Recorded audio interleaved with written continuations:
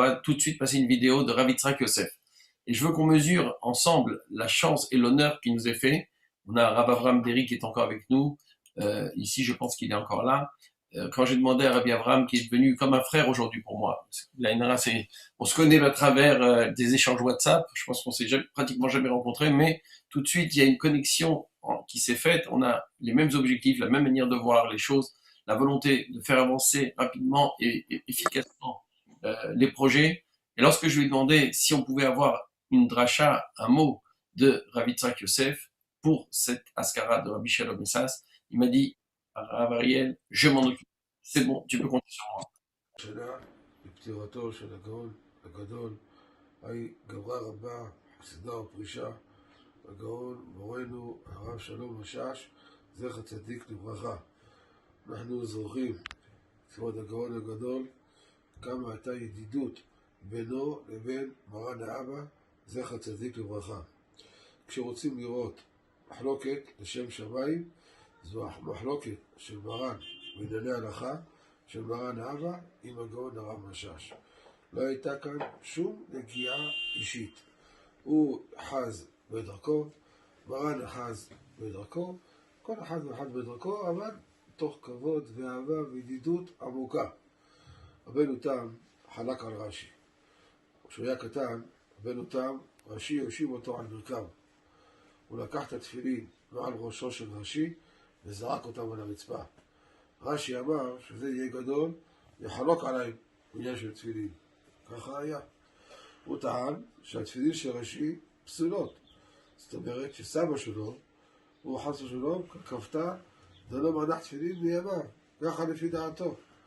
וכי הוא זיזל בסבא שלו, הוא לא ידע מי זה רש"י, שרש"י היה רבן של ישראל, אבל זו דרכה של תורה. לנו אוסרים ולנו מתירים. וזה ראינו במחלוקות שהיה בין הגאון הרב משאש לבין מרן זכר צדיק לברכה. בעיקר המחלוקות היו בעניינים של מנהגי מרוקו. דוגמה למשל, בעניין של 10 הדיברות, שנהגו במרוקו בשעה ששליח ציבור קורא בתורה, פרשת את חנן, פרשת יתרו, בחג שבועות, 10 דיברות, הציבור כולו עומד לרגל גודל המעמד שהיה במעמד הר סיני. מרן האבא סבר שבארץ ישראל לא נהגו כך, על פי תשובת הרמב"ם, טענת המינים, שגם היום יש כמה כופרים, אנשים משכילים, שפסו רק את זה ויגידו כל התורה לא צריכים לקיים אותה, לכן מרן האבא אמר שלא נעמוד, הוא אמר כן נעמוד. זו דוגמה למחלוקת פשוטה ביניהם. הוא בעיקרון הסכים לקבלת הוראות מרן. אדרבה, בעניין הנחת תפילין בתשעה באב, בשחרית, בתפילה. מרן האבא כתב שמנהג ירושלים שלא מניחים תפילין, שמניחים תפילין בתשעה באב בבוקר. ואחרי התפילה מורידים את התפילין ומורידים את הקינות. הוא טען הרב משאש שצריכים לעשות כמו מרן השולחן ערוך, שבתפילת שחרית לא להניח תפילין. ואיך זה הרב עושה נגד מרן השולחן ערוך? אבל הרב ענה לו שיש חידושי דינים במנהגי ירושלים בשנת רס"ט. שם כתוב מפורש, זה לפני מרן. מרן היה נכתב בשין ל"ה, אבל השולחן ערוך התחבר בשין י"א. הרבה שנים לפני, 50 שנה יותר מלפני. שם כתוב שהיה מנהג בירושלים, על פי הקבלה, על פי המקובלים, שפעלים שחרית ותפילין, הכל כרגיל. ידוע שמרן כתב בהקדמתו שלא באתי לשנות מנהגים קדומים שפשטו קודם שפשט חיבורי השולחן ערוך. זה מנהג קדום. ולכן בירושלים נהגו מניחים תפילין כרגיל בתשעה באב. את זה לא קיבל הרב משאש, והוא טען צריכים לעשות כמו דעת מרן השולחן ערוך. היה לי ויכוח עם האבא בפירוש דברי מרן, סימן שי"ח סעיף A. אין בישול אחר אפייה ואחר צלייה וקנייה. מרן מביא בשם יש אומרים ויש אומרים. הלכה כי יש אומרים בתרה. ולכן מרן האבא פסק שמותר לקחת מצה, לקחת דבר שהוא אפוי, ולשים אותו בתוך מרק רותח, לבשל, בשבת, כמובן לא על האש.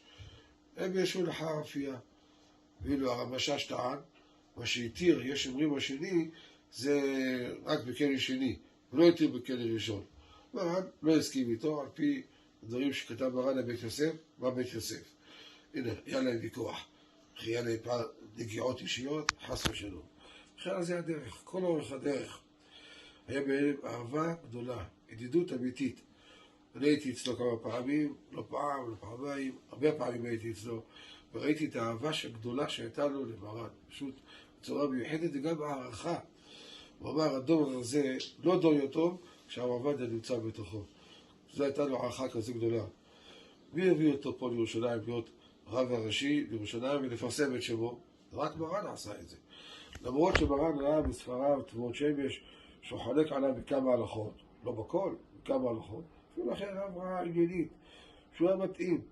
ואז ראש העיר, צדיקו כשלא היה ירא שמיים, לא דתי לו שום דבר, לא רצה אותו. הוא רצה את הרב שלוש מנתניה, שהוא היה מזרחניק, שאומר עליהם ביום העצמאות, ויש לו מגילת העצמאות בבית שלו, הוא רצה אותו. אבל מה ניקח אחד ממרחק טבעי לחמה ממרוקו? הרב קרא לו, ודיבר איתו, ועם כל ראשי המערך בזמנו, הרב היה אז רב ראשי. והחוק אומר שרב ראשי יכול להתערב בבחירת רבני ערים, לא כמו שהם המציאו מהראש שלהם כאילו הגבלות כאלו. ואז הרב פעל ודיבר ועשה, וחושב, הוא נבחר. לילה קודם הבחירות, בא הרב שלוש, אומר לרב משאש, מחר אני נבחר. אתה הרב של מרוקו, אתה תתבזה, לא תיבחר. בבקשה, תעשי את המעמדות, טובתך אני אומר. הוא צדיק תמים, בא למרן האבא הרב משאש, עוד הרב אני מעשה את המעמדות, שכנע אותי הרב שלוש שאין לי סיכויים. הוא אומר, הרב, לא תשמע לו, הוא כל יום מדבר בתוך הנגיעות שלו, לא תשמע אליו. ואז הסביר לו שהרב שלוש, הוא דעתו, שלא לפסוק כמו דעת מרן השולחן ערוך, כל חכם יכול לפסוק את מה שבא לו בראש. ככה. רצה לעקור את המסורת שישנה מאבות אבותינו במשך 450 שנה כמעט הוראות מרן. הוא רצה להרוס את הדרך הזו שכמעט הוראות מרן. ותיתן לו שהוא ייבחר חס ושלום, וזה שיתפרסם, הוא רב ראשי ירושלים, וזה כוח מפרסום, ויטעה את הרבים בהלכה, יכשיל את הרבים נגד מרן השולחן ערוך. תמשיך, ואני מבטיח לך, אתה תיבחר. ככה היה. דיבר על ליבו, שכנע אותו, והוא נבחר והרים את קרנה של הרבנות של ירושלים. החזיר העטרה ליושנה. איזה כבוד היה לרבנות ירושלים שרב משאש כיהן בראשה. 7 שנים האחרונות של הרב קוליץ, הוא לא הרגיש טוב, הוא לא היה מתפקד. הכל נפל על צוואריו של הכתפיו של הגאון הרב משאש. כל ענייני רבנות ירושלים, כשרות, רישום נישואים, ממזרות, הכל נפל על הכתפיים שלו. הוא הנהיג את הרבנות ביד רמה, למרות שהוא היה גיל מופלג, אפילו אחרי בכוחותיו פעל ועשה. הוא היה כל שני וחמישי מתקשר למרן, בא למרן, רוצה איזה ספרים בהשאלה, כי לא היה לו ספרה גדולה. היה שולח את הנהג שלו, רוצה ספר זה, רוצה ספר מנחת כהן, רוצה זה, ומרן תמיד היה שולח לו את הספרים. איזה אהבה וידידות, זה דוגמה ומופת לכל בן תורה, לכל אברך. קודם כל ללכת בדרכם של גדולים אלו, בדרך של מרן השולחן ערוך. שגם על זה הסכים הרב משאש, שקיבלנו הוראות מרן השולחן ערוך. דבר ראשון. ודבר שני, באהבה ואחווה, בלי נגיעות. יש היום צערנו רב שחולקים על הרב ממש מתוך נגיעות. אחד שלמד, יש אחד שבט אור החיים, שלמד בכל יעקב, כולו נגיעות, כל הספרים שלו כולו נגיעות, הכל, מה שהרב אומר, הרב מעולם לא צדק, תמיד טעה, ככה לפי דעתו השם ורחם. רואים שהכל נגיעות, אצל הרב משאש לא היה נגיעות, הכל היה תורה, ממש אמיתה של תורה. יהי רצון שנבוא בתפילה, כל בני משפחתו, כל נכדיו העיקריים. אני מכיר אחד הנכדים שהוא רב קהילה בצרפת, חכם חשוב, לעמוד בתפילה כל בני משפחתו, פתיחת הביתים, גאולה שלמה, אמן ואמן. Qui pense que finalement dans la Torah il n'y a que les 10 commandements qui comptent. Et si on devait se lever pendant les 10 commandements, ça pourrait effectivement donner l'impression que ces avis-là ont une base dans la Torah, ce qui n'est pas le cas. Et donc il y a une discussion pour savoir est-ce qu'on doit se lever pendant les 10 commandements ou pas. Voilà un point. Un deuxième point qui a opposé Rabbi Ovadia Yosef et mon grand-père dans les questions d'Halakha, c'est la question des tefilines le jour de Tisha B'Av. On sait que mon grand-père veut que l'on maintienne la tradition du Shulchan Aruch, à savoir que l'on mette les tefilines le jour de Tisha B'Av l'après-midi. Et le Rabbi Yosef lui a jugé que on pouvait et on devait mettre les tefilines le jour de Tisha B'Av, en tout cas Yerushalayim, le matin. Et il y a une discussion halachique. Pour Rav Ovadia Yosef, on a un minhag Yerushalayim, un minhag kadou, qui date de l'année 269, c'est-à-dire que bien avant le Shulchan Aruch, bien avant que Rabbi Yosef Karo existe, et on atteste qu'à Yerushalayim, on mettait les tefilines le matin. Et donc, même si le Shulchan Aruch a écrit que on met les tefilines l'après-midi, ça ne remet pas en question le minhag Yerushalayim. Voilà encore une discussion entre Rav Ovadia Yosef et Rabbi Shalom Messas concernant les tefilines le jour de Tisha B'Av. Quand est-ce qu'on les met? Le matin, l'après-midi. Chacun a son point de vue. Il y a une discussion, toujours dans le respect et toujours avec une amitié et un amour réciproque magnifique. Il a cité un autre exemple, c'est dans les Chot Shabbat, En Bishul Acharafia, quelque chose qui a été cuit dans un four. Est-ce que, si on le fait passer dans de l'eau bouillante, est-ce qu'il y a un bichoul? Est-ce qu'on a enfreint la loi de Shabbat en le mettant dans de l'eau bouillante? Machloket. Une machloket entre Rabbi Shalom Messas et Rav Ovadia Yosef pour savoir comment lire un saïf du Shulchan Aruch. Discussion dans l'appréciation du texte. Comment lire ce texte? Voilà une discussion halachique. Voilà deux points divergents, sans pour autant que cela dénote en quoi que ce soit, en une inimitié quelconque. Non, dit-il. Il peut en témoigner. À de nombreuses reprises, il est allé voir Rabbi Shalom Messas, il a pu constater quel amour profond existait entre Rav Ovadia Yosef et Rabbi Shalom Messas. Pas simplement de l'amour, mais un respect. Rabbi Shalom Messas avait un respect très profond pour Rav Ovadia Yosef. Il a cité les paroles même de Rabbi Shalom Messas qui disait que la génération dans laquelle se trouve Rav Ovadia Yosef n'est pas une génération orpheline. C'est une génération qui a sur qui s'appuyer. Voilà comment il a parlé de Rav Ovadia Yosef. Ensuite, il a raconté l'histoire de l'élection de Rabbi Shalom Messas. Comment Rabbi Shalom Messas est arrivé à Jérusalem. Et il a expliqué que Rav Ovadia Yosef est celui qui a lutté pour que Rav Shalom Messas soit le grand rabbin de Jérusalem. Et il dit, il savait très bien que, il avait lu les livres de Rabbi Shalom, et il savait très bien que dans ces livres-là, il y avait des points qui n'étaient pas en accord avec ses décisions. Et pourtant, cela n'est pas rentré en ligne de compte. Pour lui, ce qui comptait, c'était d'avoir un Talmid Racham qui avait l'envergure et qui avait les qualités pour être le grand rabbin de la ville. Il savait très bien que Rabbi Shalom n'allait pas passer outre les psakim qui étaient les siens, les décisions qui étaient les siennes. Il savait très bien qu'il amenait à Jérusalem quelqu'un qui allait le contredire. C'est pas grave. C'est pas grave dans la mesure où il savait que ce qui importait pour Rabbi Shalom Messas, c'était la recherche de la vérité et le maintien d'une Torah de vérité, une Torah traditionnelle qui s'enracinait dans les enseignements de nos maîtres. Il a jugé que c'était lui qu'il fallait faire venir à Jérusalem et il a lutté pour cela. Il rappelle que Teddy Kollek ne voulait pas de Rabbi Shalom Messas. Il avait un autre rabbin qu'il voulait voir nommé à ce poste. Et bien Rav Ovadia a tout fait, s'est impliqué, corps et âme, pour que Rabbi Shalom soit élu.